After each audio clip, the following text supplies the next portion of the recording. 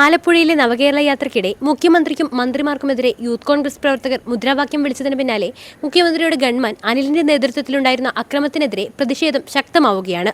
സംഭവത്തിൽ ഗുരുതര പ്രോട്ടോകോൾ വീഴ്ചയും സുരക്ഷാ വീഴ്ചയും ഉണ്ടായിട്ടുണ്ട്.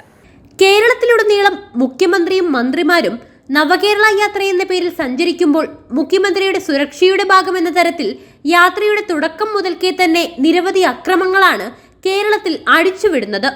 ഇടതുപക്ഷ അനുകൂലികളും ഡിവൈഎഫ്ഐക്കാരും SFIയും അടക്കം സുരക്ഷ എന്ന പേരിൽ ഇവിടെ അഴിഞ്ഞാടുകയാണ്. അംഗരക്ഷകൻ എന്ന നിലയിൽ ഇത് അനിലിന്റെ ഡ്യൂട്ടിയാണെന്ന് മുഖ്യമന്ത്രിയും മന്ത്രിമാരും വാദിക്കുന്നുണ്ടെങ്കിലും ഇത് കൃത്യമായ പ്രോട്ടോകോൾ ലംഘനവും സുരക്ഷാ വീഴ്ചയുമാണ്.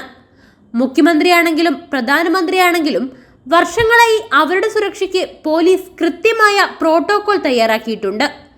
പ്രോട്ടോകോൾ നിയമപ്രകാരം എന്താണ് ഗൺമാന്റെ ഡ്യൂട്ടി എന്നും അതിൽ VIP-യുടെ അടുത്തേക്ക് വരികയോ സ്പർശിക്കുകയോ കടന്നുകയറുകയോ ചെയ്താൽ അപ്പോൾ അദ്ദേഹത്തിന്റെ സുരക്ഷ ഉറപ്പാക്കൽ മാത്രമാണ് ഗൺമാന്റെ ഉത്തരവാദിത്തം.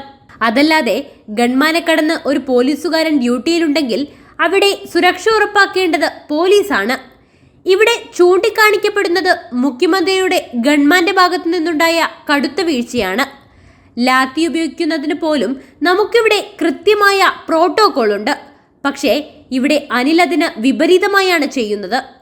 പ്രോട്ടോകോൾ ലംഘനം, സുരക്ഷാ വീഴ്ച, ലാത്തി ഉപയോഗിക്കുന്ന ചട്ടലംഘനം എന്നിങ്ങനെ കൃത്യമായ നടപടിക്കർഹമായ വീഴ്ചയാണ് മുഖ്യമന്ത്രിയുടെ സന്തത സഹചാരിയും സുഹൃത്തുമായ ഗൺമാൻ അനിൽ ഇവിടെ ചെയ്തിട്ടുള്ളത്. അതുകൊണ്ട് തന്നെ നമ്മുടെ നിയമങ്ങൾ ഇന്ന് പൊതുജനങ്ങൾക്ക് മാത്രം ബാധകമായ ഒന്നായി മാറുമ്പോൾ ഇവിടെ ഒന്ന് മാത്രം വ്യക്തമാവുന്നു: കയ്യൂക്കുള്ളവൻ കാര്യക്കാരൻ. കഴിഞ്ഞ ദിവസം ആലപ്പുഴയിൽ നവകേരള യാത്രയ്ക്കിടെ മുഖ്യമന്ത്രിയുടെ വാഹനവ്യൂഹം പോകവേ ആലപ്പുഴ ജനറൽ ആശുപത്രി ജംഗ്ഷനിൽ മുദ്രാവാക്യം വിളിച്ച യൂത്ത് കോൺഗ്രസ് KSU പ്രവർത്തകരെ സുരക്ഷാ ചുമതലയിലുണ്ടായിരുന്ന പോലീസ് സംഘം പിടിച്ചു മാറ്റിയിരുന്നു. മറ്റൊരു ക്രമസമാധാന പ്രശ്നത്തിനും സാധ്യതയില്ലാത്ത വിധം പ്രതിഷേധക്കാരെ പോലീസ് പിടിച്ചു മാറ്റി അവരുടെ നിയന്ത്രണത്തിലാക്കിയതിനു ശേഷമായിരുന്നു മുഖ്യമന്ത്രിയുടെ ഗൺമാൻ അനിൽ കല്ലിയൂരിന്റെ നേതൃത്വത്തിലുള്ള മുഖ്യമന്ത്രിയുടെ അംഗരക്ഷകൻ ക്രൂരമായി ആക്രമിച്ചത്. പോലീസുകാർ പിടിച്ചുവച്ചിരുന്ന യൂത്ത് കോൺഗ്രസ് KSU പ്രവർത്തകരെ അരൂർ SI പിടിച്ചു തള്ളിയതിനു ശേഷം അനിൽ കല്ലിയൂരാണ് ക്രൂരമായ മർദ്ദനം ആദ്യം അഴിച്ചുവിടുന്നത്. പിന്നീട് മുഖ്യമന്ത്രിയുടെ അംഗരക്ഷകർ നിലത്തു വീണുപോയ യൂത്ത് കോൺഗ്രസ് KSU പ്രവർത്തകരെ വളഞ്ഞിട്ട് അതിക്രൂരമായി തല്ലിച്ചതയ്ക്കുകയായിരുന്നു.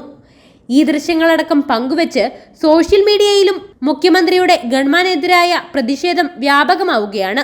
വ്യാഴാഴ്ച മുഖ്യമന്ത്രിക്കെതിരെ മുദ്രാവാക്യം മുഴക്കിയ യൂത്ത് കോൺഗ്രസ് സെക്രട്ടറി അജയ് ജുവൽ കുര്യാക്കോസിന് തലയ്ക്ക് ഗുരുതരമായി പരിക്കേറ്റിരുന്നു.